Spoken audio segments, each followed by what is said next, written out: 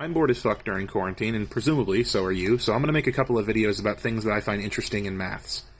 A standard deck of playing cards has 52 cards, and that means that the total number of possible permutations or combinations of that deck of cards is 52 factorial. So that's 52 times 51 times 50 times 49 all the way down to 1. That is a number so insanely large that I could not say all of it in this 60-second video. It starts 8658 vigintillion 175 novem decillion and goes on and on. But here's the interesting thing.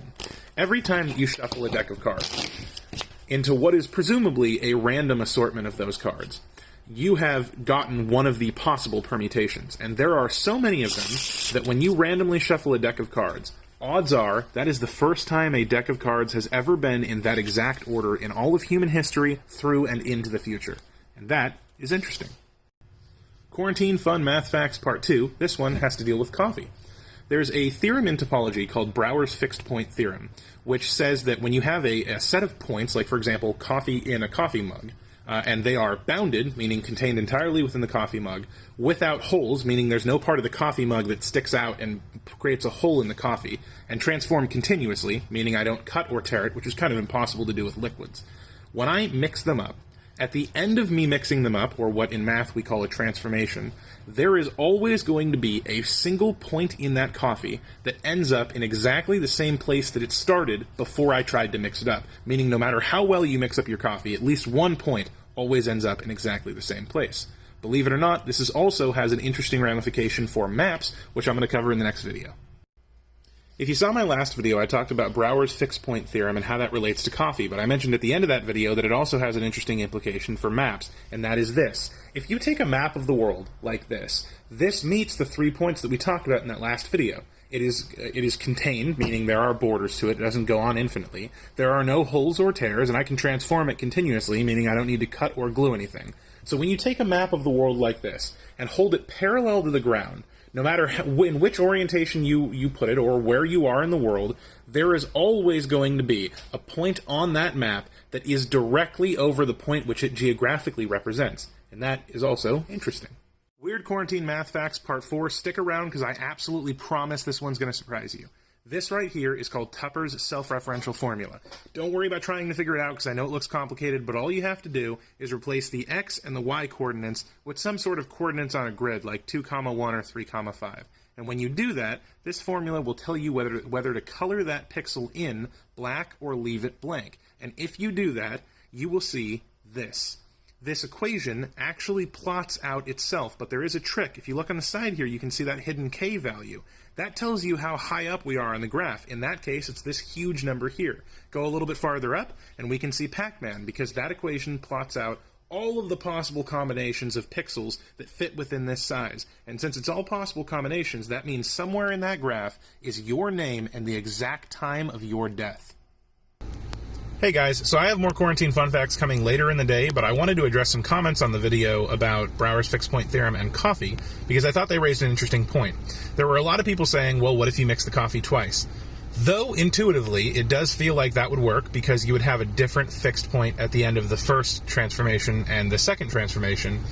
From a topology perspective, which is how Brouwer's fixed point theorem sees the world, performing 2 transformations is the same as performing 1 continuous transformation. It doesn't care about time. It's just the difference between the start result and the end result. And since performing 2 is the same as performing 1, if you measured from the unmixed coffee to the end of the second mixing, there would still be a fixed point. The difference is that it's a different fixed point if you were to stop somewhere in the middle. Hope that helps. This is a call to action for anyone with a 3D printer. Right now, as COVID-19 ravages through the world, there are hospitals globally that are running out of protective personal equipment, or PPE. And if you have a 3D printer, you are actually in a position to help with this very well. I have been around the clock printing PPE face shields that I'm going to donate to my local hospital, and I encourage anyone with a 3D printer and time to do the same. Just use whatever filament you have laying around. The model that I'm printing here you can find online. It's been approved by the National Institute of Health, and all you got to do is use some overhead transparency sheets for the front face part. You can donate them to your local hospital, and you can potentially be saving people's lives. So if you have a 3D printer, I really encourage that you do it. Hey guys, back with another Quarantine Fun Facts Part 5, and this one has nothing to do with math, it's just something I find interesting. There is an evolutionary biological process that's been hypothesized called carcinization, where basically nature keeps trying to reinvent the crab for some reason. Carcinization is when animals from the group decapods, which is a type of crustacean, keep undergoing these evolutionary changes where they get turned into crabs. And as far as we know, there are already 5 modern species of crab that we think this has happened to, that evolved from a different type of decapod into a crab. As far as we know, never happened to any other kind of animal, only crabs, and we have no idea why it's happening. And it's kind of freaky to me because crabs are basically just big underwater spiders. Welcome back to Quarantine Fun Facts Part 6, and today we're going to talk about how you use topology every time you eat a pizza. We all eat pizza the same, holding it like this so that the edge doesn't droop, and you do that thanks to something called the theorem egregium by German scientist Friedrich Gauss. In order to find the Gaussian curvature of a surface, you multiply the curvature of 2 different perpendicular directions. So, for example, an apple has positive curvature in this direction, positive curvature in this direction, positive times positive is positive, therefore an apple has positive Gaussian curvature. The inside of a banana, however, has negative curvature in this direction, positive curvature in this direction, positive times negative, the inside of a banana has negative curvature. Pizza has 0 curvature in either direction, and Gaussian curvature is intrinsic to a surface, meaning it can't be changed, it's immutable. So, in order to maintain the 0 Gaussian curvature, when you apply negative curvature in one direction, this direction has to remain 0, otherwise it would violate the theorem egregium. Quarantine Fun Facts Part 7! Statistics is a subject that many people find boring because they don't really think it's applicable to their life, but today I'm going to tell you how your teacher might be able to figure out whether or not the class is cheating using just statistics. So this is a data set that you would expect from a normal test being given. We call this a normal distribution or a Gaussian distribution or a bell curve. And you see here that we have a mean in which the average grade is, and then some people do worse, a couple people do better, but it averages out around a mean. Now if a teacher ran a test, but this time, let's say one of the students got a set of the answers and passed that around to 20 of their friends, and now 20 kids have perfect answers for the test. The teacher might see a data set more like this. This is what we call a bimodal distribution. You notice there are now 2 high points, and this second high point, deviating from the average, is an indicator that the data is either incomplete or corrupt, or in this case, an indication of cheating. Hey guys, so I've got more Quarantine Fun Facts videos coming later today, but I wanted to answer one question that I've been getting a lot in the comments on some of the other videos, and people want to know what I studied in school, where I got my degree, and what I do for a profession. I'm actually a college dropout. I went to a community college for about 2 months before deciding it really wasn't the best learning situation for me, so I dropped out, started teaching myself things I was interested in, and now I work as a software engineer and a cybersecurity researcher, so I basically write code and I hack things. Quarantine Fun Facts Part 8! Between coronavirus and quarantines, it can really feel like the world is coming to an end, which gave me a bit of an idea. Today, I'm going to make a series of 4 videos explaining the 4 likely explanations for how the universe and all life as we know it will end, just to brighten your day up a little bit. But hear me out for a second. In order for the next 4 videos to stay under 60 seconds, there are 2 things you need to know. A, the universe will always tend towards the state of highest entropy and seek equilibrium. For example, if I put a hot object, which has a lot of energy, next to a cold object, which has less energy, energy from the hot object will move into the cold object until they both reach a stable temperature. That's an example of a system seeking equilibrium and moving towards the state of highest entropy. And B, the universe is constantly expanding, and the rate of that expansion is increasing over time. We attribute this to something called dark energy, and I'll do a full video on that later. Now that you know that, you're ready for the next 4 videos, so please check them out on my page and follow if you like them. Alright, part 2, and in this one we're going to cover the most likely explanation for how the universe will end, and to be honest, it's kind of a sad one. The most realistic scenario for the end of the universe is something that in astrophysics we call heat death. We explained in the last video that the universe is constantly expanding, and the rate of that expansion is getting faster over time. So the idea is basically that as that goes on, the things that make the universe interesting, like stars and planets, will die out, because as the universe gets farther apart, the gas clouds that form new stars will begin to become so spread out that they can't form new stars. So existing stars will die, black holes will dissipate due to what's known as Hawking radiation, and I will do a full video on black holes later, so that'll make more sense. But essentially, what we'll be left with is a vast, empty, and probably timeless universe. That one's kind of sad, but the next 3 are more interesting, I promise. Alright, how the universe might end, part 3, and in this one we're going to talk about the situation colloquially known as the Big Rip. It's very similar to heat death, but with a little twist. We've talked about how the universe is expanding, but on local systems, gravity is still the dominant force. In galaxies, star systems will orbit the supermassive black hole at the center. In solar systems, planets will orbit the sun, all due to gravity. But the idea behind the Big Rip is that over time, gravity will lose the fight to dark energy.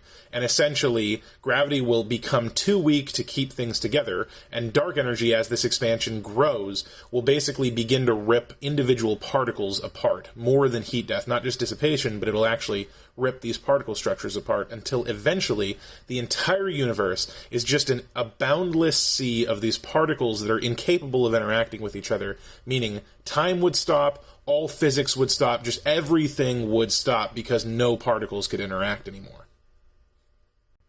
How the Universe Might End, Part 4, and this one is by far the most hopeful, which is good because you're going to need the hope to get through the next video. This one is called The Big Crunch, and it hinges around the idea that we as the scientific community may be wrong about the amount of dark energy in the universe. This could be due to two things. Either A, we've made an error in the maths and have miscalculated the amount of it, or B, as the universe continues to expand, the dark energy diminishes over time. Either way, the idea is this. If the dark energy runs out at some point, the only dominant force left would be gravity, which means that the expansion would stop, and the universe would start to get smaller, and smaller, and smaller, and hotter, and more filled with energy until black holes form and coalesce into one mecha black hole that would encompass everything in the universe, eating everything, including itself, until another Big Bang happens. Big Crunch theory says that this has happened a bunch of times, and the Big Bang was just one point in the infinite timeline of the universe.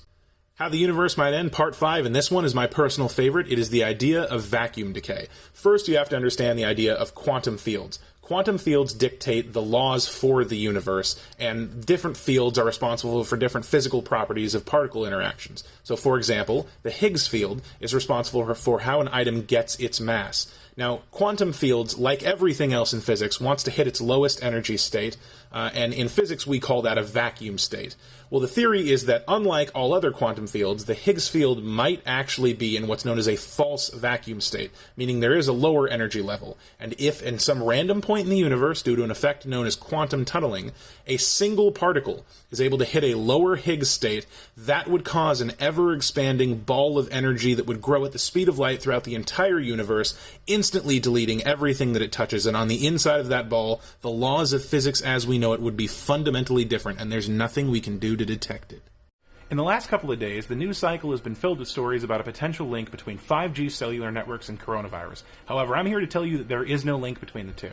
Currently, there are 184 countries that have active coronavirus cases, and there are only 5 countries with the network infrastructure to deploy a 5G network right now. There's no correlation between the two, but people still assume that 5G is dangerous because it's a type of radiation, right? Well, yes, but so is all visible light.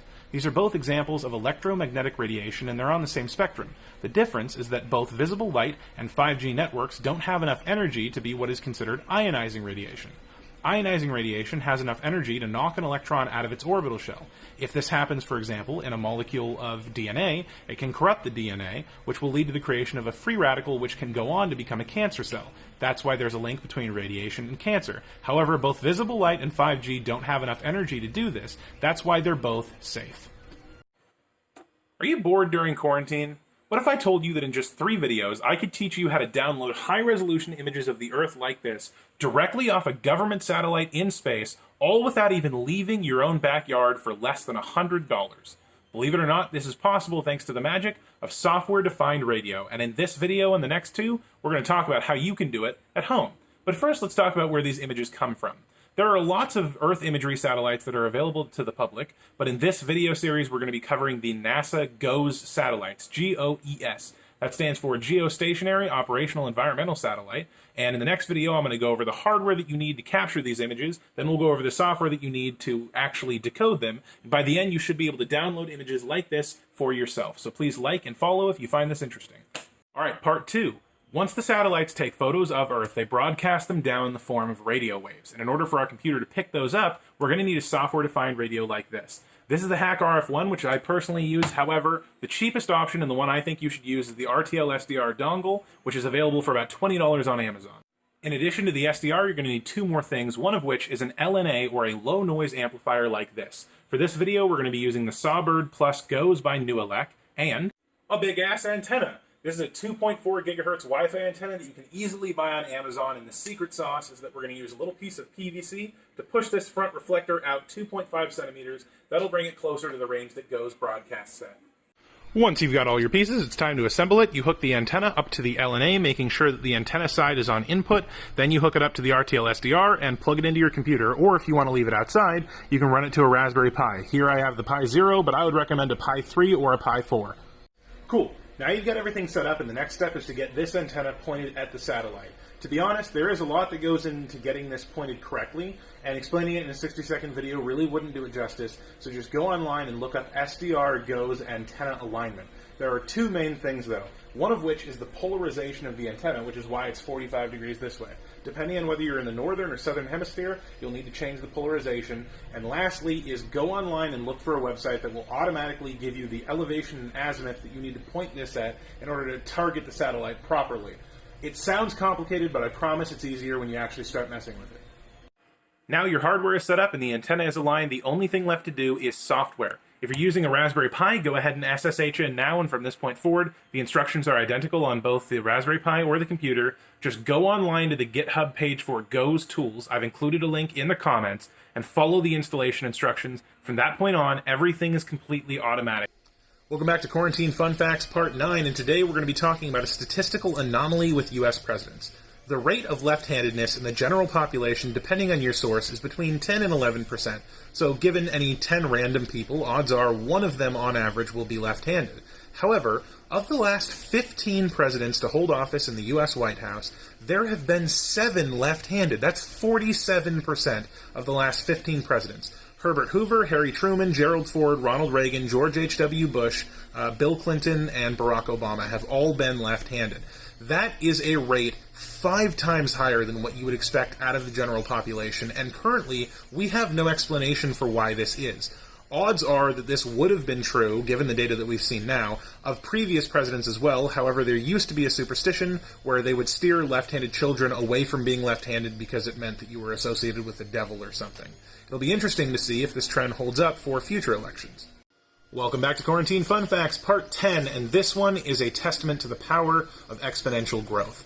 Back in the year 8000 BC, the total global population was only 5 million people. In order to increase the world population by 2 million, it took 4,000 years to get to 7 million. That's an increase of 2 million.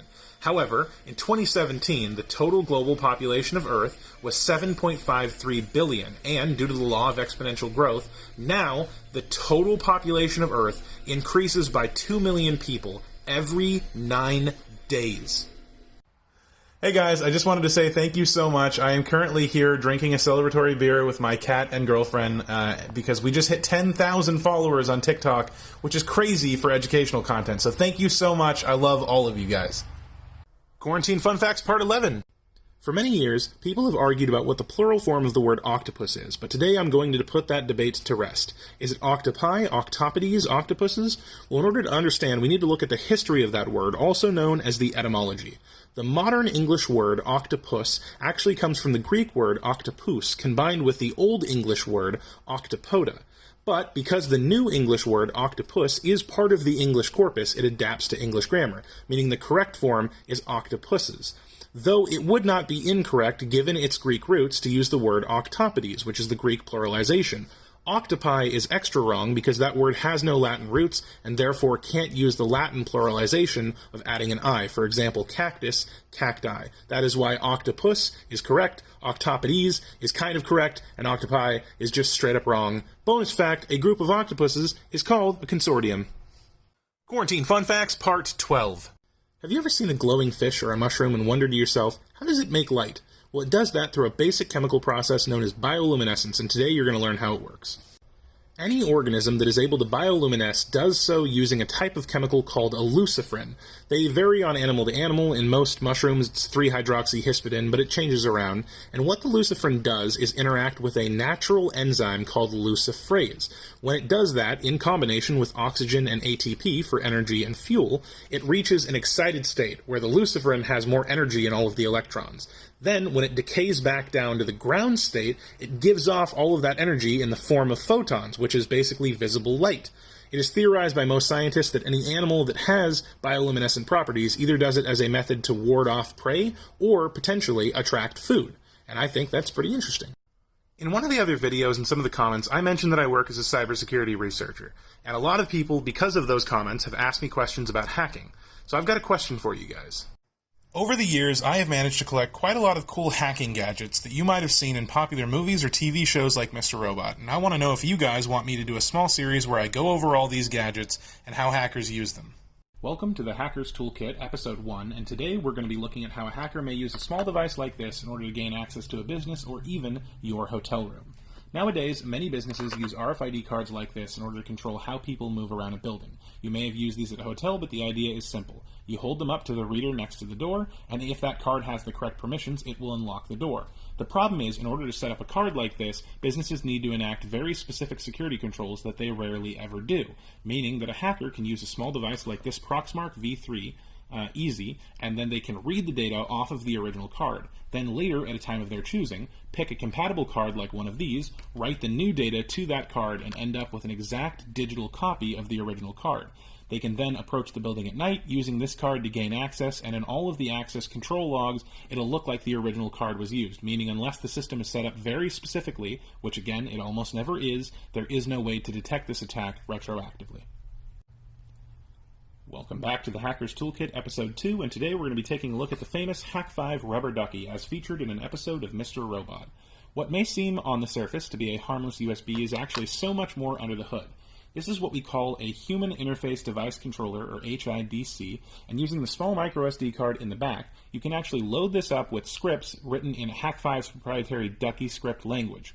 When plugged into a computer, this will emulate a keyboard, and it'll be able to perform any action that you would be able to perform with physical access to the keyboard, but it does it a whole lot faster, injecting thousands of keystrokes in just a few seconds. An example of how a hacker might use something like this is to load up a bunch with scripts, dump them in the parking lot of a building, hoping that one employee will get curious and plug it into their workstation, or, better yet, if a hacker is able to gain physical access to a building, like for example with an RFID card that we talked about in the last episode, they can plug one of these into an unattended workstation and do all sorts of fun things like stealing NTML hashes. This is an IBM 5170AT. It was built 35 years ago in 1984. But it's 2020 now, and we've come a long way. The Nintendo Switch, that thing you use for playing Animal Crossing, has more processing power than what we use to put man on the moon.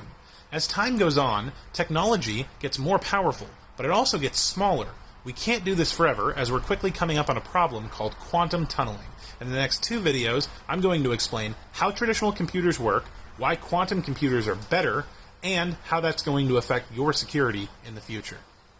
Part 2. How does a traditional computer work?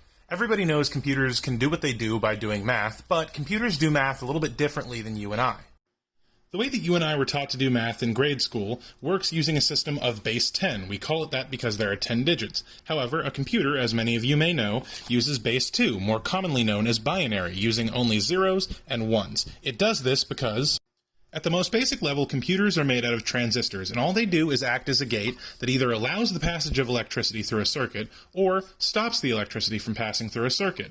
This is also in the computer represented as a lack of electricity being the 0, and an increase in electricity being the 1. Back in the 80s, we packed these transistors as small as we could, but they were still clunky. The way we've been able to make computers both faster and smaller is by cramming more transistors into a smaller area, but there's a problem. If the transistors get too small, we can run into a problem known as quantum tunneling, whereby an electron simply teleports to the other side of the gate. We saw in the last video that the problem with cramming more transistors into a smaller area is a quantum effect known as quantum tunneling. However, quantum physics may actually be the answer, as well as the problem. You see, a fun little quirk of quantum physics is something known as superposition. This allows for a quantum system to be in 2 states at the same time until it's measured. In quantum physics, you will often hear as particles being referred to as both spin up and spin down. We can use this to create what are known as qubits. Qubits are different from classical bits, like we talked about in part 2, where they're either 0 or 1, because qubits can be in a superposition of both 0 and 1.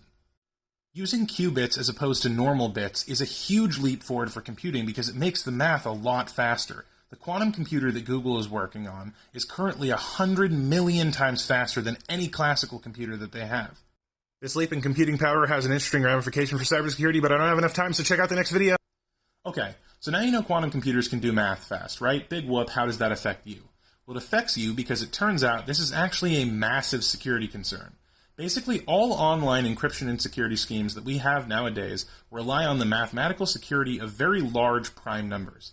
You see, large prime numbers are hard for normal machines to compute because you have to factor them out by trial and error.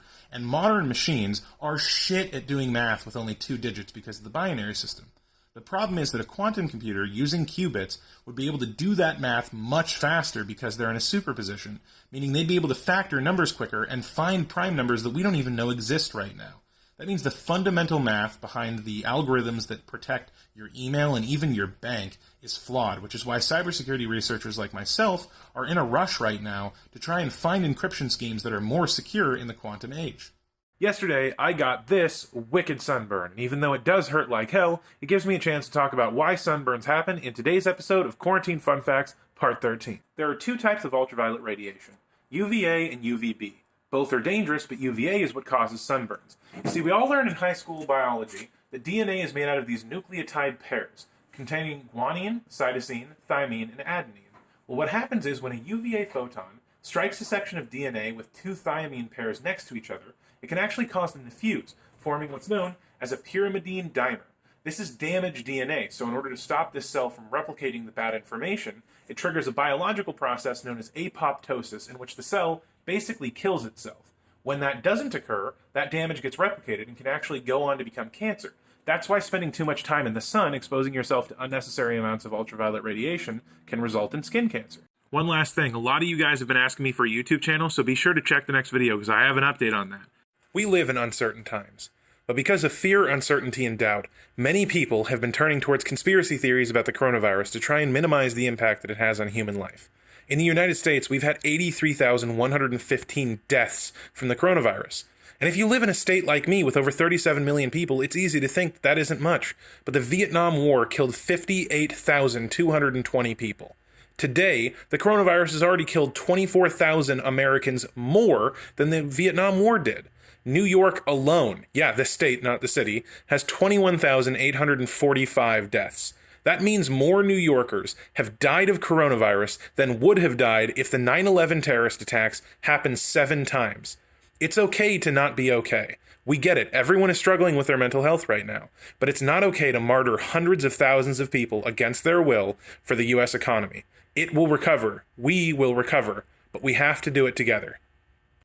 Have you ever wanted to pass secret notes to your friends or maybe hide a message within a drawing that you do? Well, today you can, because I'm going to teach you how to write in AlienScript. AlienScript, spelled with an E, not an A, is based around these 3 tic-tac-toe grids. All you have to do is write the letters in the English alphabet from bottom to top, left to right, like you see here. To draw characters from the first grid, all you have to do is draw the lines that they touch. So for example, F touches lines on the left, right, and bottom, therefore F would be drawn like that. Characters from the middle grid are drawn the same way, except one of the lines are extended. So for example, R could be drawn like this or like this. Characters from the final grid are drawn like characters from the middle grid, except you add a dot. Like for example, this would be X. The important thing about Alien is that it's a matter of structure, not shape. For example, the letter Z could be drawn like that, but you can also make the tail go into a different direction or add more curvature. That's how you get more natural looking text like this, which somewhat mirrors the linguistic style of Arabic. E equals mc squared is without a doubt the most famous scientific equation ever written. Even if you don't care about science at all, you've probably seen that equation and vaguely know that it might have something to do with Albert Einstein. But what does that actually mean? Well, you see, that's what's known as the energy-mass equivalence, and what it means is that light, which is an example of energy, and an apple, which is an example of matter, are actually 2 forms of the same thing. You see, under the right circumstances, energy can be converted directly into matter, and, much more interestingly, matter can be converted directly into energy.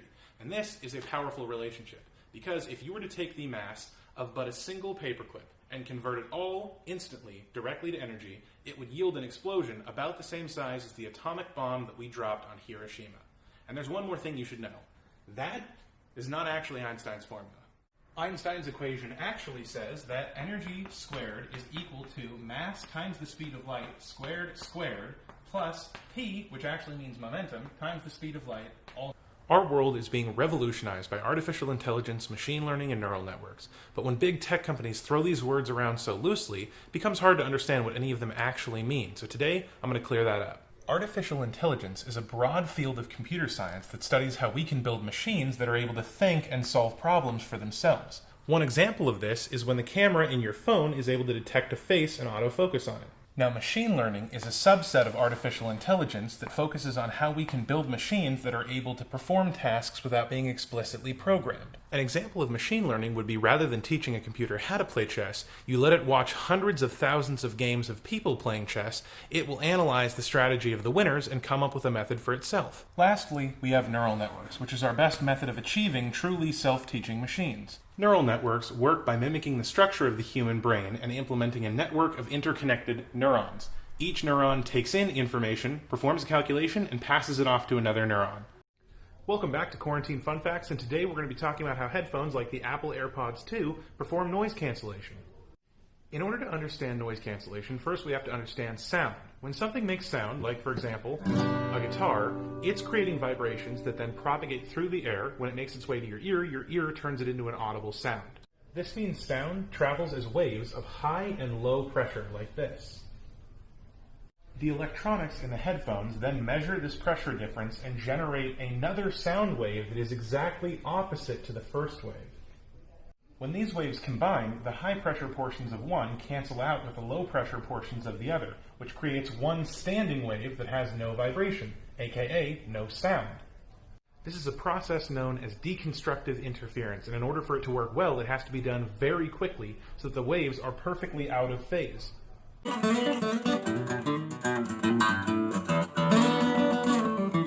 On some of the other astrophysics videos I've made, people had questions about how we know that the universe is expanding and speeding up, so I thought I'd take a crack at that. We actually do this by measuring what we call Type 1a supernovas in distant galaxies. You see, they're relatively rare, but importantly, they produce a very consistent brightness of light. So what we can do is measure them here on Earth, compare the light here on Earth to their origin, and then plug that into the inverse square law, and that tells us how far away they are. Now, another thing that happens to the light of galaxies is that if they're moving away, their velocity via the Doppler effect is going to make the light look more red. We can still recognize what it's supposed to be because hydrogen and different gases give off very specific wavelengths of light. They'll be the right distance apart, they'll just be shifted towards red. So by measuring the redness of the light and the brightness of the light, we can tell how far and how fast that galaxy is moving. We then plot these on a graph with x, y being space and time, and we can see that not only is the universe expanding, it is also speeding up. In my last video, I mentioned that light from galaxies that are moving away from us ends up getting shifted towards the red end of the spectrum, and I wanted to explain that in a little bit greater detail. That happens because of the Doppler effect, which is the same thing that makes a siren from an ambulance or fire truck that is moving towards and past you sound high-pitched as it's approaching and low-pitched as it's receding.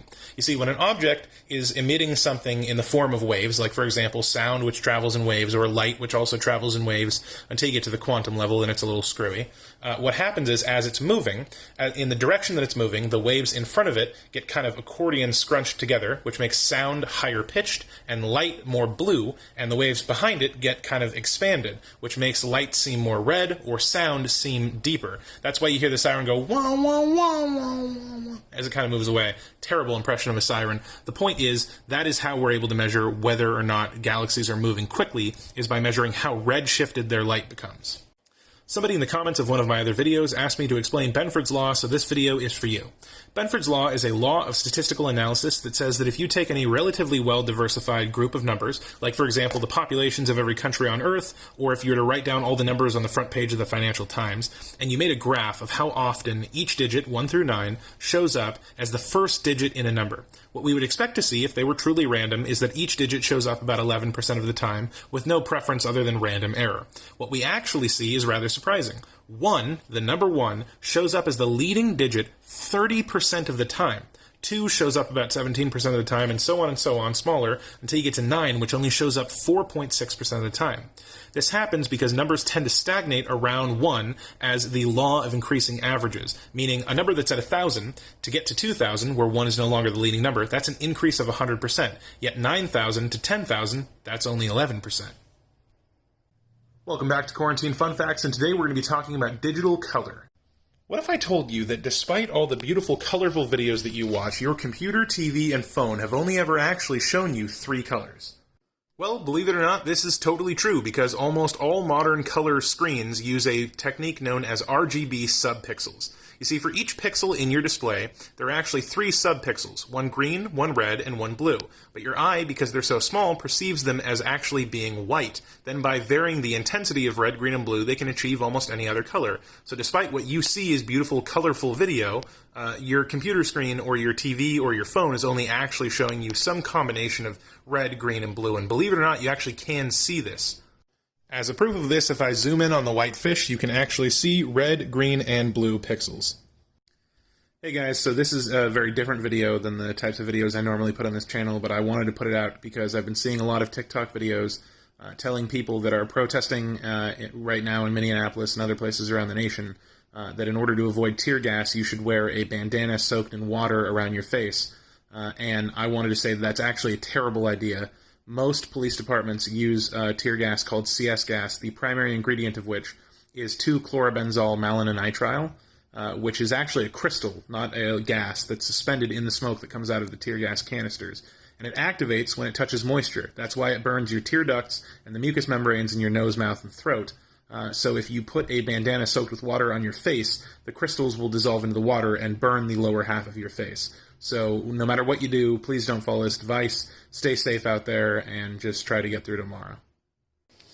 Today, the news has been filled with stories about the potential resurgence of the hacker group known as Anonymous and their supposed breach of the Minneapolis Police Department database, in which they supposedly released a file that contained the email addresses and passwords of officers that work for that police department. However, cybersecurity researchers like myself have spent the day analyzing that data breach in order to determine its authenticity, and what we have found is that it is almost certainly fake. You see, what we did is we took the password and email combinations and ran them through a publicly available database called the Have I Been Pwned database, which checks if these email password combinations have been involved in already publicly known data breaches that happened previously. And the overwhelming majority of them are, as well as these passwords are too weak to have ever been allowed by some sort of official police database. What that means is that whoever from Anonymous supposedly did this basically just scraped a bunch of publicly available data breaches, looked for the email format that the police use, and compiled it into a new list, meaning it is fake. Check out my next video for why Anonymous might not be what you think. When the news talks about Anonymous, they often speak about them like they're some singular unified team of world-class hackers all working together to push a single unified political agenda. But the reality is that this isn't true. You see, Anonymous is not a group of people. It's actually a political movement, and anyone can join, yourself included. You see, they began back in 2008 on the random thread of 4chan, also known as /B. It's actually where the name Anonymous comes from, because all users are referred to as Anonymous, or Anons. And they originally began by instigating a series of attacks against the Church of Scientology. Since then, this group of hacktivists band together to fight against things that they considered morally wrong. They fought everyone from PayPal to SeaWorld to ISIS. But the movement largely disbanded back in 2016 after a series of fallouts within the community. Now, following the murder of George Floyd, there are a lot of hacktivists that have started up this hacking for moral reasons, again, using the moniker Anonymous. But be aware, this may not be the same people who were operating back in 2008 to 2016. Have you ever heard a recording of your own voice and thought to yourself, oh my god, is that what I really sound like? Well, the reality is this will happen to most people at some point, and it's because when you speak, the voice that you hear in your head is actually not how other people hear you. You see, the reality is that when you speak, there is vibrations in your skull and sinus cavities that change the way sound bounces around your head, and, importantly, there's also sound that trails from your mouth along the side of your face and into your ear. Now, you can actually hear how other people hear you by taking your hands and putting them on the side of your face like this in order to block that sound coming off of your face. Now, by blocking the sound trailing from your mouth, this is much more similar to how other people hear you. And there's actually a psychological explanation for why you find the voice that is your actual voice disgusting, and that's called the uncanny valley. But I don't have enough time to explain it in this video, so please check out the next one for the explanation on that. In the last video I told you how you can hear what your voice sounds like to other people, but in this video I'm going to describe why you hate the sound of your own voice on audio and video recordings. And this actually has to do with a psychological phenomenon called the uncanny valley. You see, this was originally introduced in the 1970s by Professor Masahiro Mori at the Tokyo Institute of Technology, and originally it was a way of describing how as robots become more human and lifelike, we find them more appealing up to a certain point when they look close enough to a human that rather than looking like a human, they look off from a human. This is known as the uncanny valley. This is why, for example, cartoon characters are cute and freaky Japanese fake robots are horrifying to look at, especially when they're moving, because we notice that the movements are off.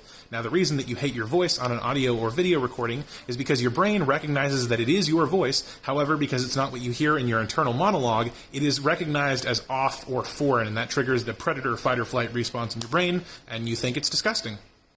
So recently you guys may have seen an article talking about how Yellowstone National Park, which is, by the way, a massive supervolcano in the United States, has experienced over a dozen earthquakes in the last 24 hours. And after the massive shit show that 2020 has been, it is easy to assume the worst, that we're going to get the volcanic eruption and the acid rain and the whole 9 yards, and that this is the final apocalyptic thing that will cap off 2020, but fear not. Yellowstone National Park is actually one of the most seismically active portions of the entire United States. Back in 1985, they had a period where they experienced 3,000 earthquakes in a single 3-month period. So this sort of geological activity is actually not uncommon for the area, and the U.S. Geological Service has estimated that there is only a 1 in 750,000 chance that the volcano will erupt in the next 10 years. So there are many other things that will fuck us over this year, but this is not one of them. You may have noticed that in the last couple of weeks, hand sanitizer has gotten runnier and maybe smells a little bit like cheap vodka or tequila, but there's actually a reason for this. You see, this chemical here is isopropyl alcohol. It's what we normally use when manufacturing hand sanitizer, but the problem is when the coronavirus pandemic hit, the world supply of isopropyl alcohol was exhausted rather quickly, and now what little amount can be made by the existing manufacturing chain is primarily being diverted to hospitals for sanitization purposes. Therefore, a lot of hand sanitizing manufacturers have switched to using grain alcohol, also known as ethanol. It changes the consistency a little bit, and believe it or not, a lot of alcohol distillers, like for example, Tito's Vodka, who already have the manufacturing capabilities for ethanol, have converted some of their plants for the manufacturing of hand sanitizer. And that is why it smells a little bit different. Welcome back to Quarantine Fun Facts, and today I'm going to be doing a 3-part series on the physics of planes. And the first question I wanted to answer is, how do planes fly?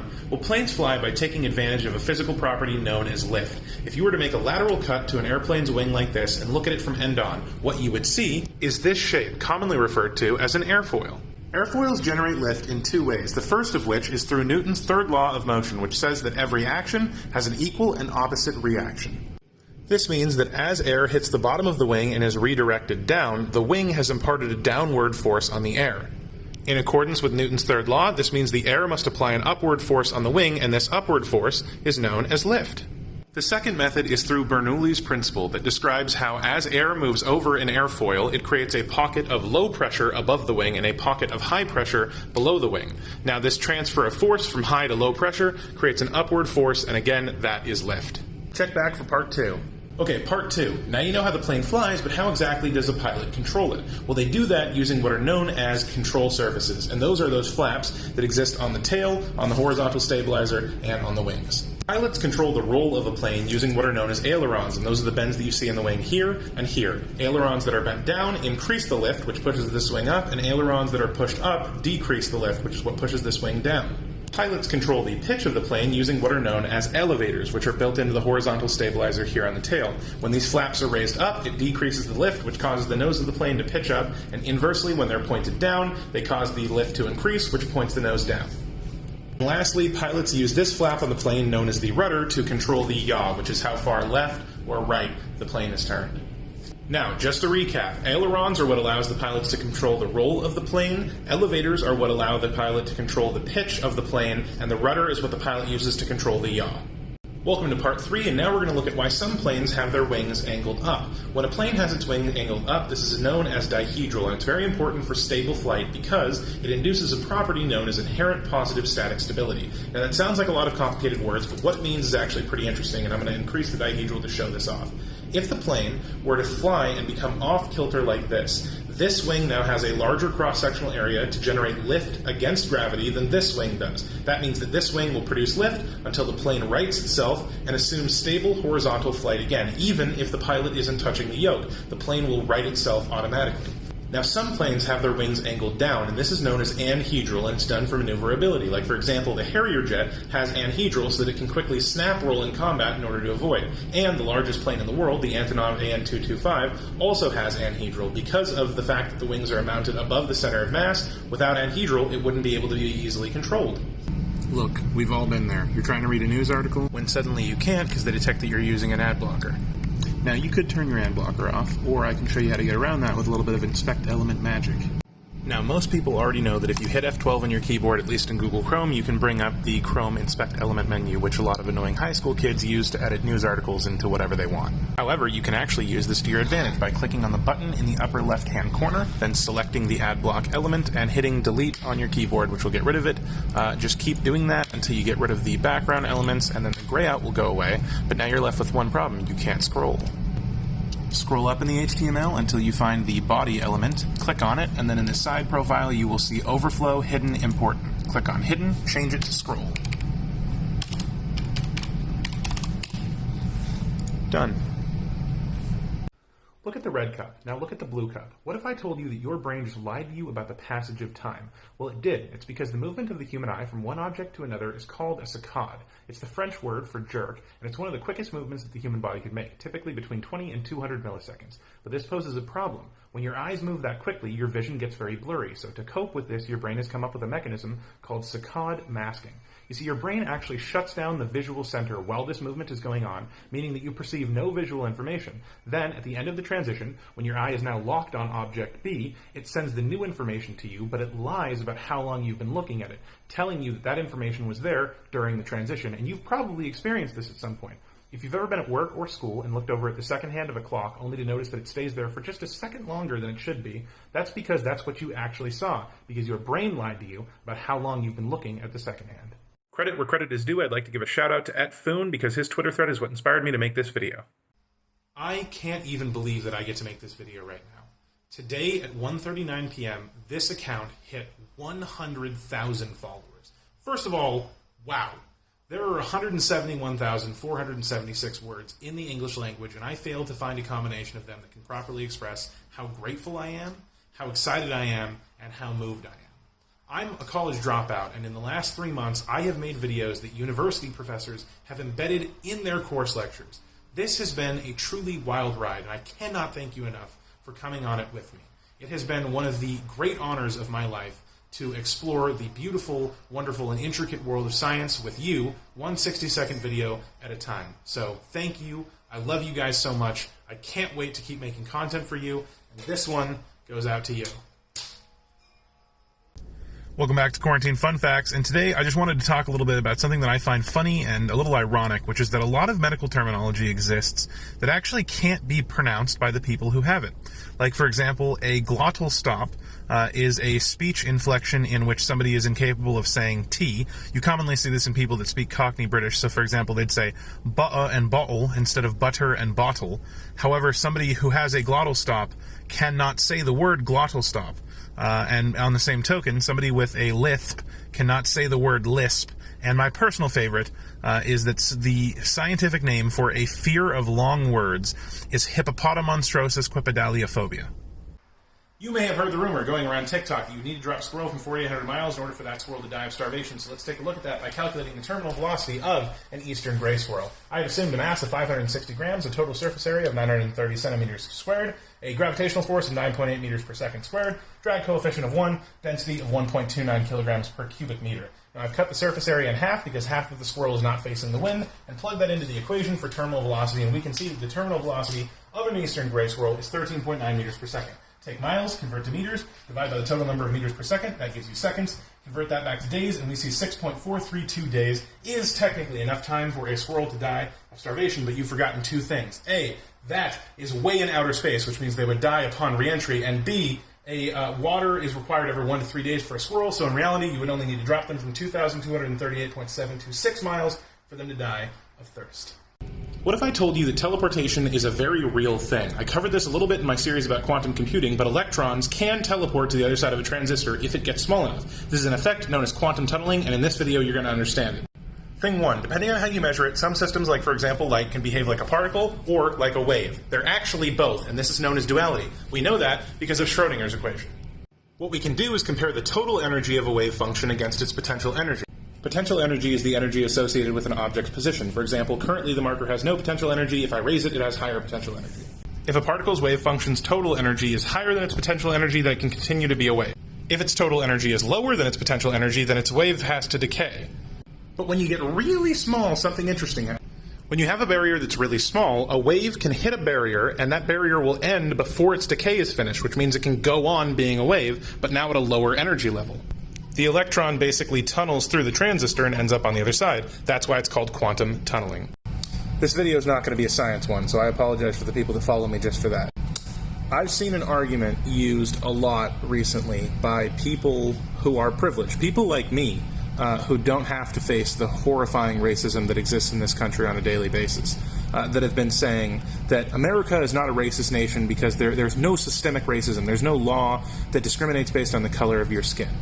And the problem with that is that those people are talking about what's called de jure racism, which is when a law is explicitly worded to discriminate against somebody based on the color of their skin. Laws like the Jim Crow law, and they're right. Laws like that were abolished back in the 1960s when the Civil Rights Act went through, but the problem is the racism that we have today isn't de jure, it's de facto. That means that laws aren't worded with racial language, but they are carried out with racial intent. Like, for example, New York's stop and frisk policy, when at the height of the arrests in 2011, 86% of people stopped were people of color, and there's no excuse for that. So another argument that you see used all the time by people like I was talking about last video is, well, it's not racist if 13% of the population commits 50% of the crime.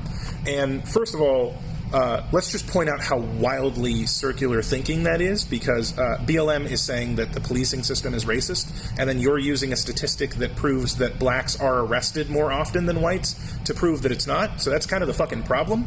But even just looking at that, if we look at, for example, when black people are arrested more often than whites, that's because black neighborhoods are over-policed more than white neighborhoods are. So yes, where the police are, there will be more arrests. But also, when black criminals and white criminals commit the same crime with the same number of priors and both have public representation, meaning not a private lawyer, overwhelmingly, whites will have their charges either dropped entirely or reduced about 25% of the time more, and even when they're charged, they serve dramatically less time than people of color do.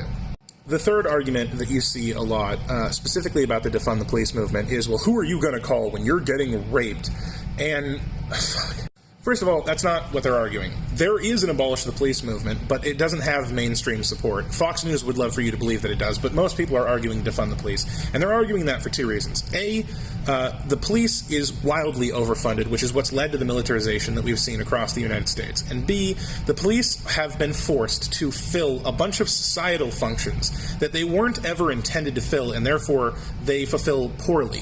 So what we're arguing is you take some of their insane military budget and you invest those in existing and newer social services that can, for example, use trained mental health professionals to intervene in a mental health crisis rather than an armed, aggressive police officer, or maybe even domestic abuse, given that 24 to 40% of police officers have domestic abuse claims against them, and most domestic abuse victims claim they wouldn't call the police a second time.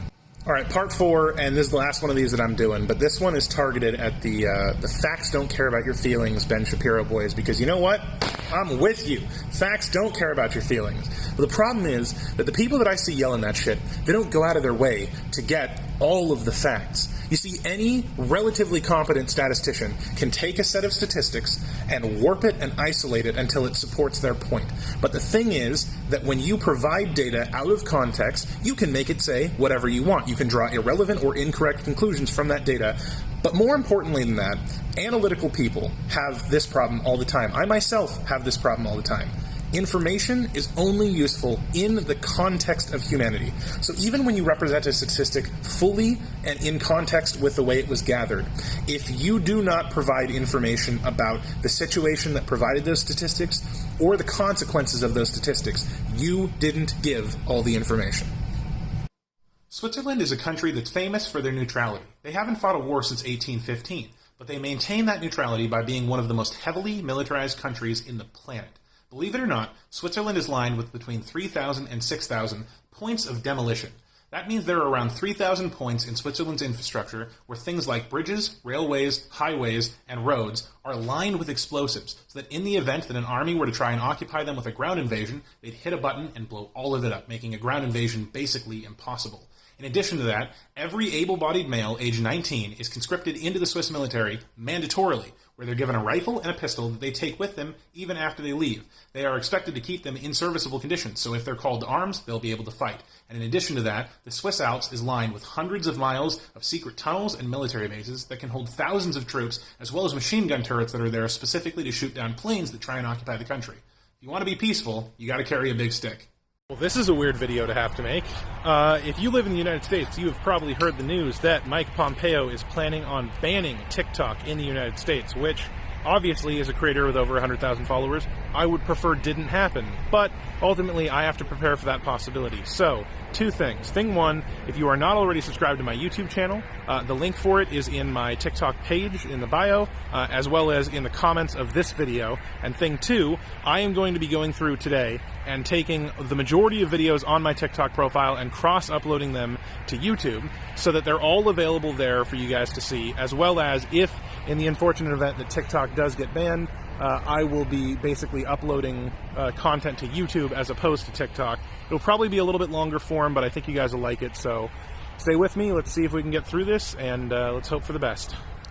So the US government is looking at potentially banning the app TikTok, which raises two obvious questions. A, could a government actually ban a specific app? And B, what exactly would that process look like? As for A, yes, a government can. If we look at the country of India, after a border skirmish with China that resulted in the death of Indian soldiers, they published a list of Chinese-controlled apps and then had them banned on the Apple App Store and the Google Play Store. However, this had limited success because, though new phones couldn't download the app, network traffic wasn't blocked, so anyone who already had it could continue to use it, and Android phones can install apps directly from an APK file, which makes the Google Play Store kind of unnecessary for getting one app. How would the United States do that, on the other hand? Well, we can look at what we did with Huawei when we found out about their business practices. We add them to something known as the Entity List, which forbids U.S. services like Google from allowing them on their platform. However, if we look at the Supreme Court case Bernstein versus the Department of Justice, that found that code is free speech, and they would likely use that to fight that claim. So ultimately, no, I don't think America will be able to ban TikTok. The internet has been abuzz with their latest conspiracy theory claiming that online home goods catalog Wayfair.com is involved in the human trafficking business. Let's see if that passes the smell test. Smells like bullshit to me. This whole idea began when internet detectives noticed a series of very overpriced cabinets on Wayfair.com and then linked them to missing persons reports all around the United States, like, for example, Samaya Mumin. There's only one problem. Samaya Mumin isn't missing. As she explained in a live video when she claimed that whole article was completely debunked, she was never even in the Ohio Missing Persons database. In fact, the overwhelming majority of missing persons that were tied to the Wayfair scandal are completely, provably false. There's also one more thing. Wayfair.com sells hundreds of thousands of items with unique product titles. That means if you go online right now and type in any last name, for example, your last name, you will get results. This is an example of correlation not equaling causality, and it's the most common logical fallacy that people often make. Yup. Hawking radiation is actually the mechanism through which a black hole can die by radiating away its mass, but how does that actually happen? Well, we know because of Heisenberg's uncertainty principle that empty space, aka a vacuum, is filled with a bunch of what are known as quantum fluctuations. These are changes in energy state in one specific point in space. When that happens, a pair of particles, specifically virtual particles, is created. One matter particle and one antimatter particle. They pop into existence, and I'm using the word existence loosely there, smash into each other, cancel each other out, and then stop existing. When that happens on the event horizon of a black hole, which is the edge between the black hole and space, one of those particles gets sucked into the black hole, and the other one gets radiated away. But because you can't just pull energy out of nowhere, the black hole ends up paying the debt from that transaction with the energy stored in its mass. Therefore, it effectively radiates away its mass. This continues to happen until there's no more mass, and thus no more black hole. One question that I get asked a lot is where black holes come from, so today I'm going to answer that. Essentially, any object with mass can become a black hole if it is compressed beyond its source shield radius. The Schwarzschild radius of any object that has mass is basically how much you have to crunch the mass in that object for it to become dense enough to form a black hole. Now, in stars, there's this battle that's constantly going on between gravity trying to smush the star and radiation trying to explode it. Now, stars in their core undergo nuclear fusion, so they'll fuse hydrogen to helium, helium to carbon, carbon to oxygen, oxygen to silicon, and then finally silicon to iron. Now, iron is very dense, but its fusion process actually doesn't yield any radiation.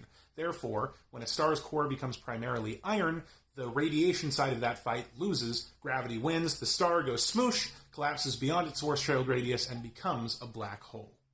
You've probably heard the origin story of the Fisher space pen go a little something like this. When America first started sending astronauts into space, they quickly realized that a ballpoint pen couldn't write in zero gravity. So we invested $1 million of NASA's budget and 2 years of research and came up with the Fisher space pen, and when confronted with the same problem, the Russians used a pencil.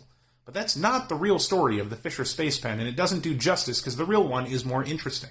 We knew that ballpoint pens wouldn't work when we first started going to space because ballpoint pens require gravity for the ink to flow. So Paul C. Fisher invested $1 million of his own money to design a nitrogen gas-fueled pen chamber that could write in space. And, by the way, as soon as he did that, he sold them to NASA, 400 units for $6 each, and then immediately after that, the Soviet Union bought them as well, because using a pencil in a spacecraft is dangerous, because pencils leave behind graphite dust, which is conductive, and if it gets into the electrical circuitry in the ship, it can cause a short circuit, or even worse, a fire.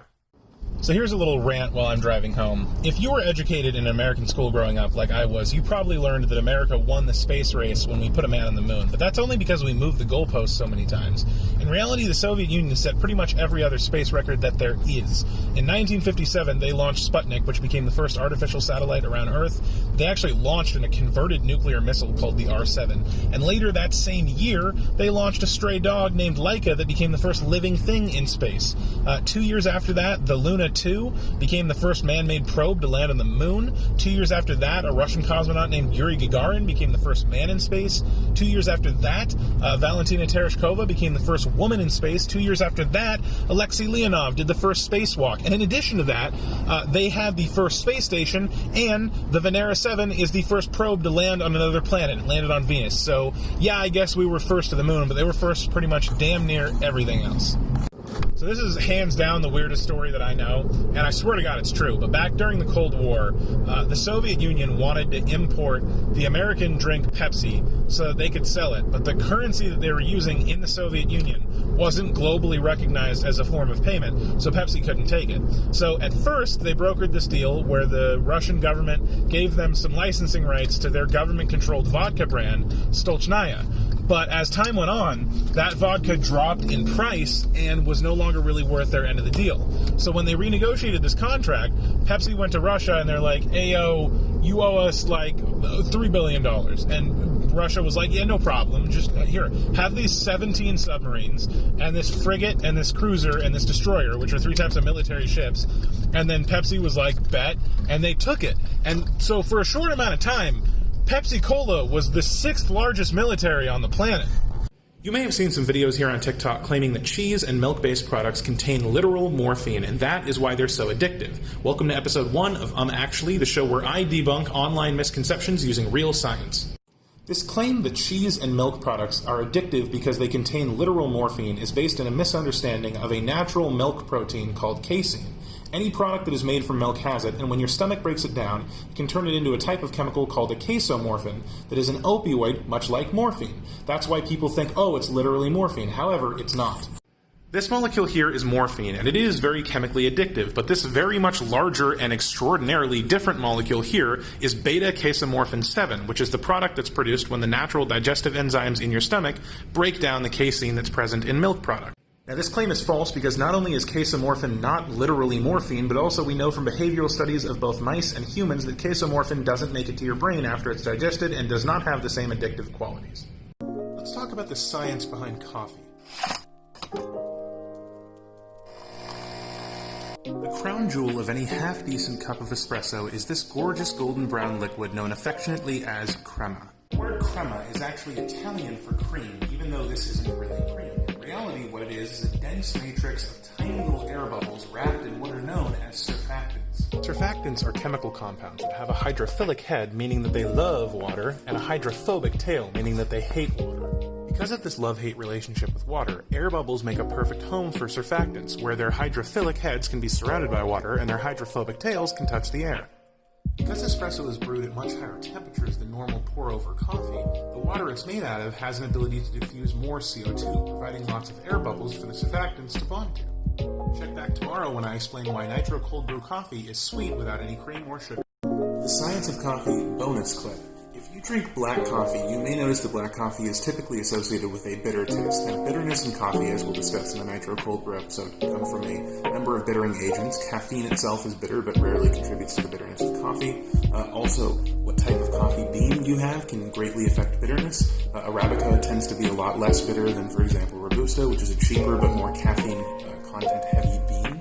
But one thing that you can do at home to very much reduce the amount of bitterness in just straight up black coffee is make some of this magic. This is a little tincture bottle that is an 80-20 solution of water and salt. So for every gram of this, there's 0.2 grams of salt. When you brew a cup of coffee, you just take this little bottle and drop just 2 drops in the coffee. And it will greatly reduce the amount of bitterness. And even black coffee will instantly taste more smooth, and better yet, because it's such a small amount, it doesn't change the flavor at all.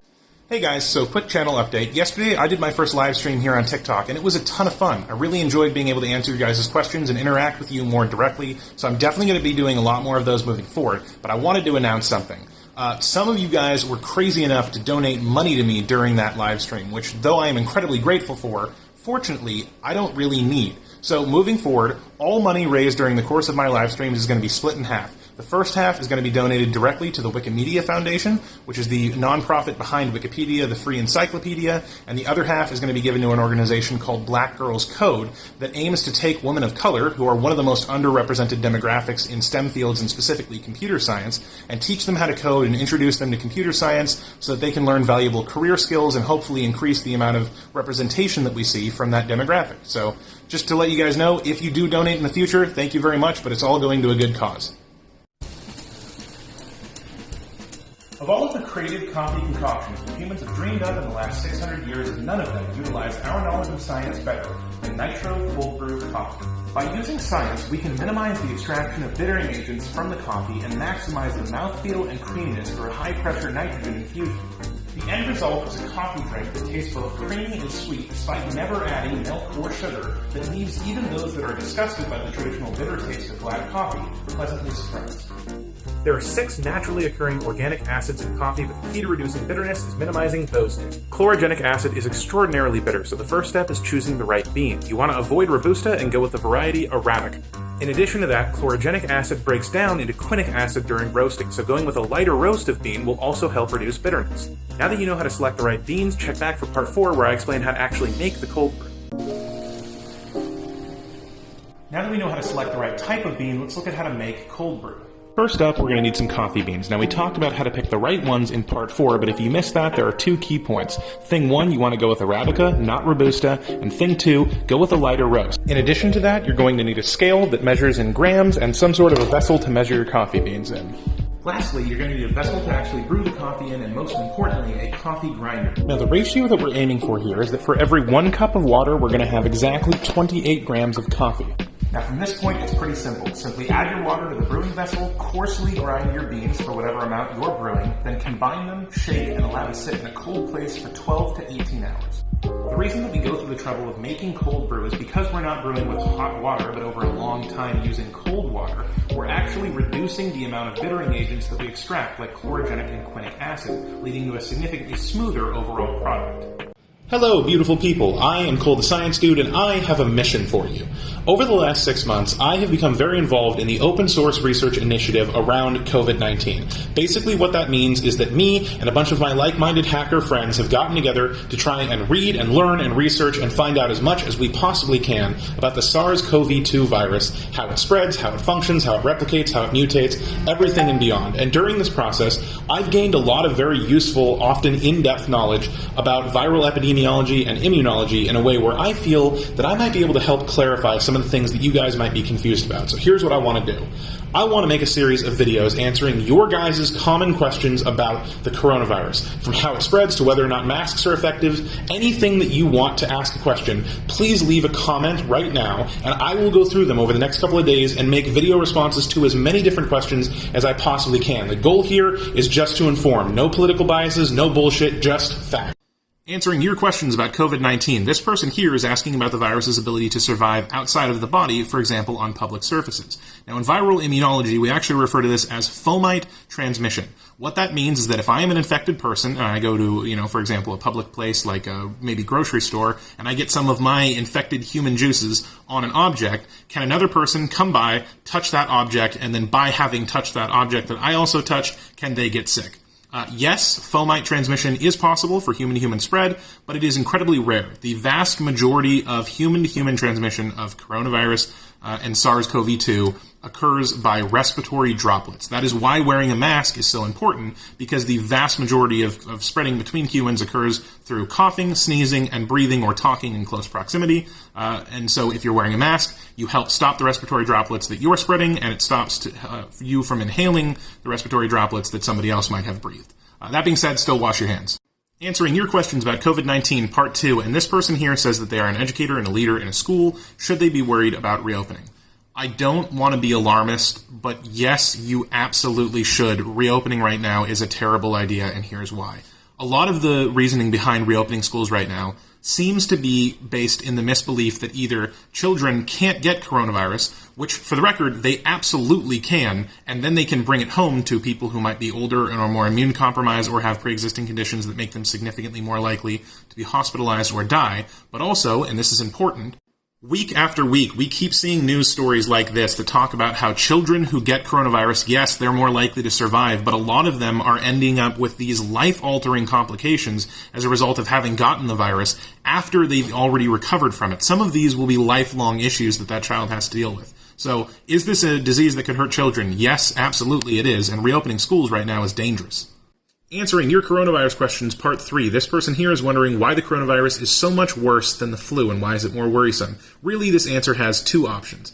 First of all, unlike the flu, currently, we don't have a vaccine, we don't have any sort of natural immunity against it, and most importantly, if you're hospitalized, the available options that we have for treating it are far less advanced than they have been for the flu, which has been around for a very long time, though it does mutate. But there's a more worrisome answer to this. When you see pictures of the coronavirus, these red things here are called spike proteins.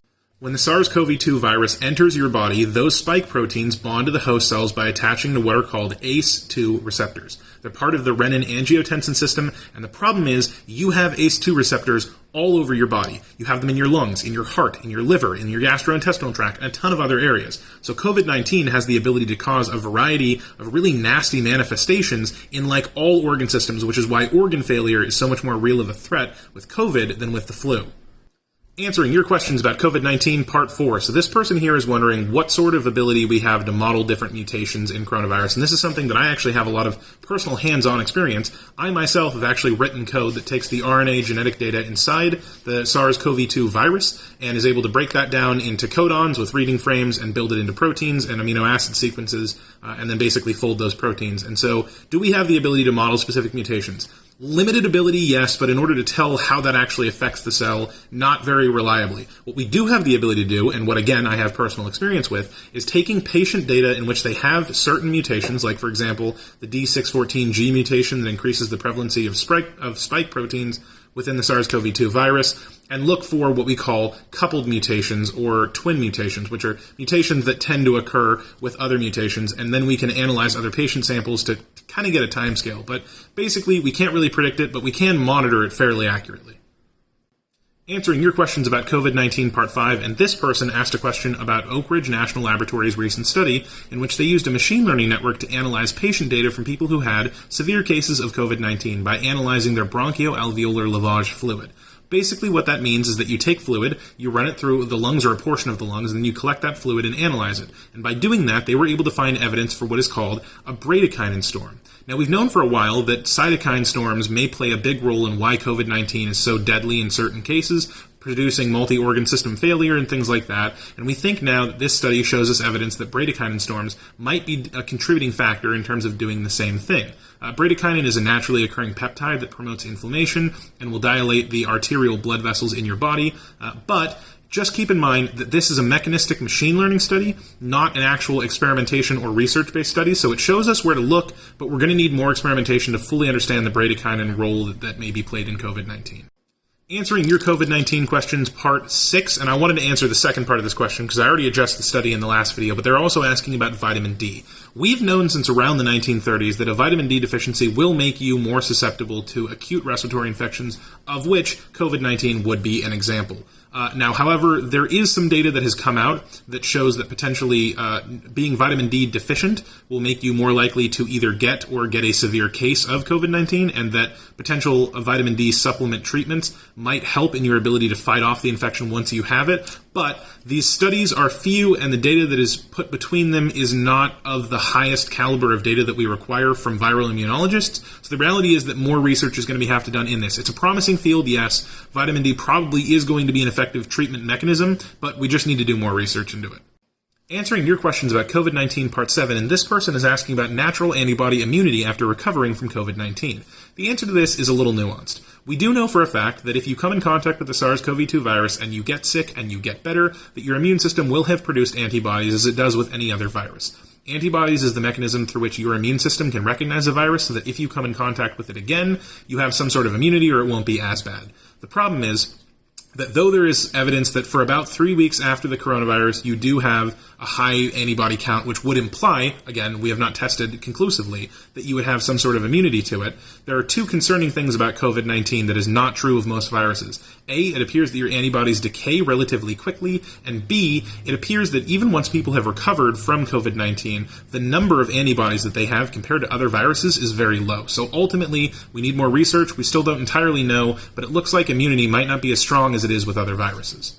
Answering your questions about coronavirus part 8, and this person wanted me to explain a little bit more about ACE2 receptors and why they're all over your body. So ACE2 stands for angiotensin converting enzyme type 2, and basically it is part of the renin-angiotensin system, which is a full body system that regulates things like your blood pressure, your electrolyte balance, and your systematic vascular resistance, which is basically the constriction of blood vessels to control how much force is necessary to push blood through them. Now, multiple different organ systems in your body have ACE2 receptors so that they can receive angiotensin, cut it into smaller bits, and then pass that along as basically a signaling mechanism to change things like your blood pressure and your electrolyte balance. These cells are present in your heart, in your liver, in your lungs, in your stomach, all over, and coronavirus has a specific part of the spike protein on the end called the receptor binding domain that has evolved to attach to the ACE2 receptors and inject the genetic information of the virus into the host cell to turn it into a viral factory. That is why it produces symptoms all throughout your body and can cause multiple system organ failure. I hope I explained that well. Have you ever wanted to pass secret notes to your friends or maybe hide a message within a drawing that you do? Well, today you can, because I'm going to teach you how to write in AlienScript. AlienScript, spelled with an E, not an A, is based around these 3 tic-tac-toe grids. All you have to do is write the letters in the English alphabet from bottom to top, left to right, like you see here.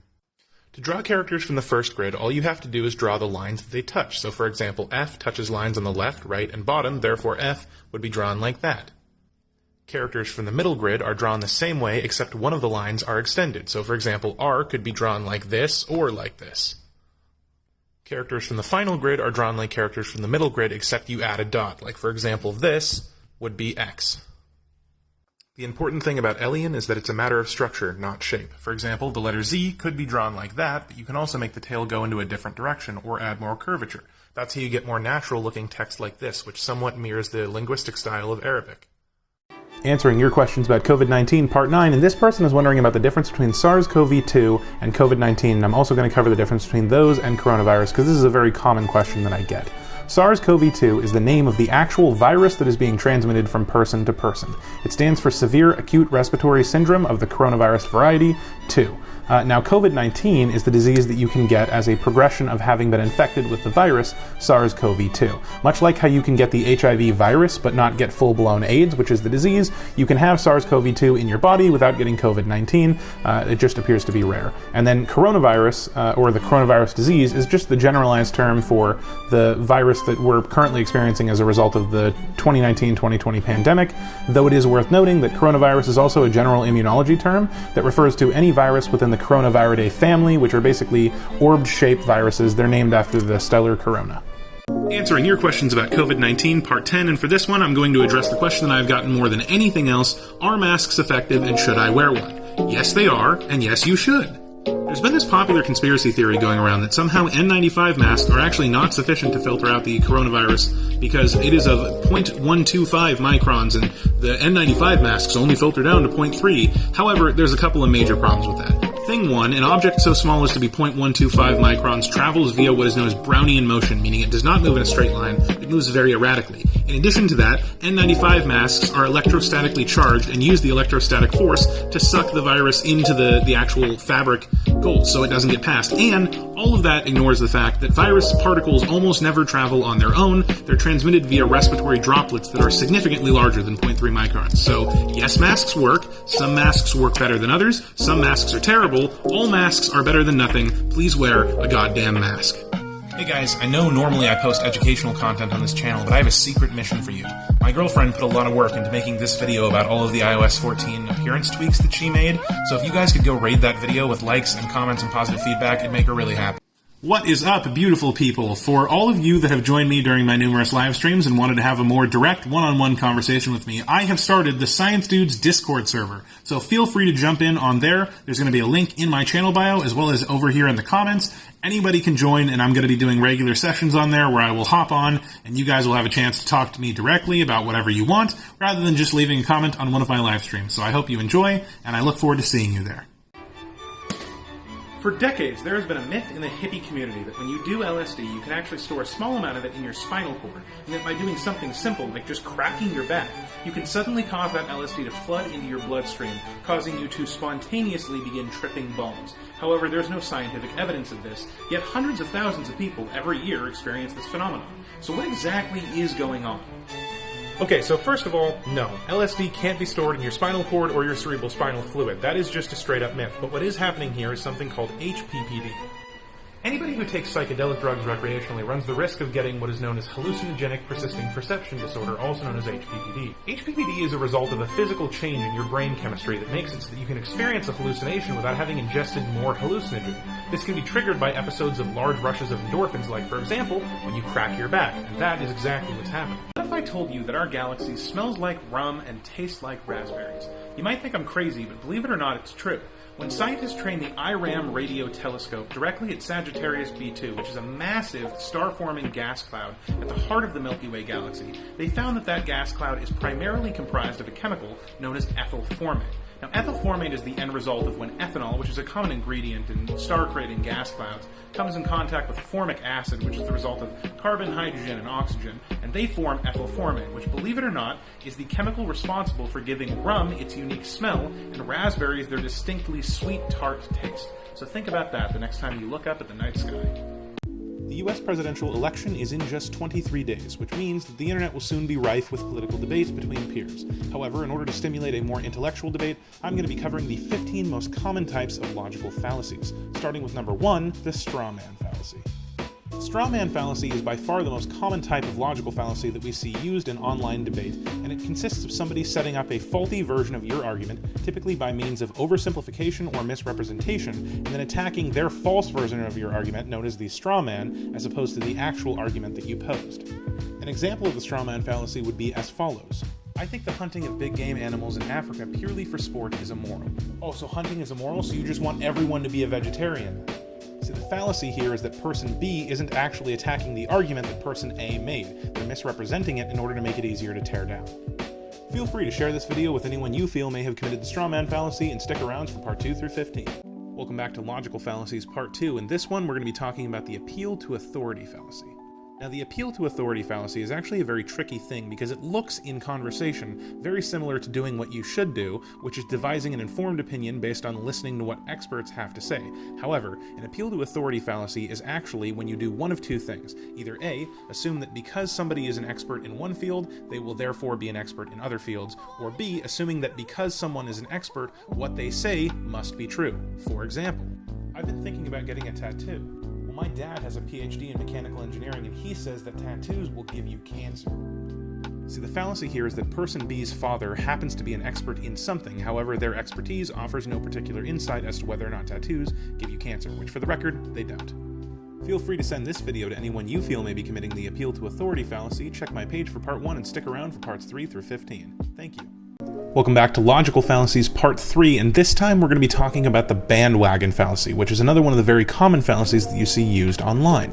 The bandwagon fallacy is essentially the falsified argument that because a sizable population of people believe in a thing, therefore it must be true, and an example of it would look like this. I don't think that I'm going to vaccinate my children. Okay, well, the overwhelming majority of scientific evidence shows that vaccines are both safe and effective. Yeah, but I mean, look at the online Facebook groups. Literally thousands of people don't trust vaccines, therefore they must be bad, right? The failure in this logic is the notion that because a sizable population of people believes in something in the absence of evidence, it therefore makes it true or somehow validates that argument, which it absolutely doesn't. Please be careful, however, not to use the bandwagon fallacy to invalidate the consensus of the scientific community on topics like vaccinations or climate change. Because a bunch of scientists agree on something, it's also backed by scientific evidence. Feel free to send this video to anyone you feel may be committing one of these fallacies and stick around for more. Thank you. Welcome to Logical Fallacies Part 4, and this time we're going to be talking about the false dichotomy fallacy. Now, the false dichotomy fallacy is when somebody represents a situation as only having two clear-cut, often extreme outcomes, when in reality that situation may have an entire spectrum of potential solutions. An example of it would look like this. Abortion is murder, therefore you're either pro-life or you're for abortion. I've chosen the abortion argument in this case to showcase how much this fallacy can appear to be a straw man fallacy, as they're now insinuating that I am in fact pro-murder. But in reality, there's two things going on here. Firstly, their entire argument is based on the presupposition that abortion is murder, which is a context not agreed to by both parties in the conversation. Secondly, their entire argument is presenting two logically extreme outcomes of this situation, when in reality there is a vast spectrum of potential outcomes, all of which should be considered equally. Feel free to send this video to anyone you feel may be committing this fallacy, and stick around on my page for more. Welcome to Logical Fallacies Part 5, and today we're going to be talking about one of the most important logical fallacies, which is the fact that correlation does not equal causality. When two statistics are correlated with one another, that means that there's some mutual relationship between them. For example, both of the statistics may have increased 1 month. When two statistics are linked through causality, that means that a change in one statistic is influencing a change in the other, either directly or indirectly. The important thing to know here is that correlation is not in of itself proof of causality. It may point to causality, but it is not evidence for it. An example of that argument would look like this. In the United States, in the month of July, ice cream sales went up. That exact same month, the number of overall automobile accidents in the United States also went up. Therefore, increases in ice cream sales causes an increases in the amount of car crashes. See, the fallacy here is that just because both of those statistics rose in the same month doesn't mean that they're in any way connected. Feel free to share this video with anyone you feel may be committing a logical fallacy. Welcome back to Logical Fallacies Part 6, and this time we're going to be talking about the anecdotal evidence fallacy. Now, the anecdotal evidence fallacy has become horrifyingly common in the times of COVID that we find ourselves in now. And basically what the anecdotal evidence fallacy is when somebody substitutes their anecdotal evidence, meaning their personal experience, as evidence for some trend. Now, anecdotal evidence can absolutely fall in line with a trend, but it isn't itself evidence for that trend. An example of that might look like this. You know that COVID is a hoax? I mean, hundreds of thousands of people have died and there are millions of cases worldwide, so what exactly do you mean by that? Well, I got COVID and I was barely sick at all. So the fallacy here is that that person is trying to use their personal experience, aka their anecdotal evidence, against the overwhelming consensus of scientific evidence that shows that there are in fact hundreds of thousands of deaths and millions of cases across the world, thus making this an anecdotal evidence fallacy. Now, I'm sure people will love to debate this one in the comments, but stick around for part 7. Welcome back to episode 7, and this time we're going to be talking about the fallacy of the Texas sharpshooter. This fallacy gets its name from an anecdotal story about a Texan who fires his gun wildly at the side of his barn, then walks up, finds the closest cluster of bullet holes, and draws the target around that, then turns to his friend, points at the target, and says, "See, I am a sharpshooter." When somebody actually uses the sharpshooter fallacy, what they're doing is starting their argument with some preconceived notion that they believe to be true in absence of evidence. Then during the research stage, they're cherry-picking data that fits their preconceived notion, rather than going in open-mindedly, looking at the full spectrum of research and drawing a conclusion once they are thoroughly informed. Now, I did use this argument in one of my other videos, but a very good example of the Texas sharpshooter fallacy and cherry-picking is the argument for anti-vaxxers, who will go online, find the 3 or 4 doctors with dissenting opinions, and then value their evidence over the overwhelming majority of scientific consensus that shows that vaccines are effective and safe. But again, feel free to battle this one in the comments and stick around for part 8. Welcome back to episode 8, and this time we're going to be talking about a very important one, the burden of proof fallacy. The burden of proof fallacy means that if you make a statement that something is true, no matter how crazy, the burden of proof is on you. It is not on the person trying to disprove you. A bunch of examples of this would look like this. I'm a time traveler. You are not. Yes, I am. Prove me wrong. There is a telepathic turtle deep within the core of the Earth whose mind controls all of the laws of physics, and anything that happens in this universe is because of that turtle. Nah. Okay, then prove me wrong. I stayed at a hotel last week that was haunted. I'm quite confident that you didn't. Well, a bunch of people have stayed there, and none of them have ever proven that it wasn't haunted. The whole point of this fallacy is that if you are the person making the claim, then it's your job to provide the evidence for it. It is not somebody else's job to go about disproving you, and it is not true until disproven. You know, normally I just let the crazy people be crazy people, but sure, let's take a crack at this comment. First of all, no, vaccines do not contain cancer cells. I'm assuming that you're citing an article that's been repeatedly debunked. I don't know, because you didn't cite your source for this information, but the article that this claim came from has been repeatedly debunked and also makes a bunch of other fucking crazy claims about vaccines, so we're not going to go past that. But also, this thing about vaccines containing mercury? Vaccines don't contain mercury. They do contain a chemical called thiomerisol, which is an organomercurial compound, meaning it's an organic compound that we use as a preservative in vaccines that, yes, does contain elemental mercury in its structure. However, the amount of mercury present in a vaccine is actually lower than a 3-ounce can of tuna. Also, I know you probably didn't pay attention in chemistry class, but just because something contains a chemical doesn't mean that its chemical properties can't be wildly different. The real irony of this is that you commented this on a video about cherry-picking evidence and then actually cherry-picked your evidence, so you probably should have paid attention better.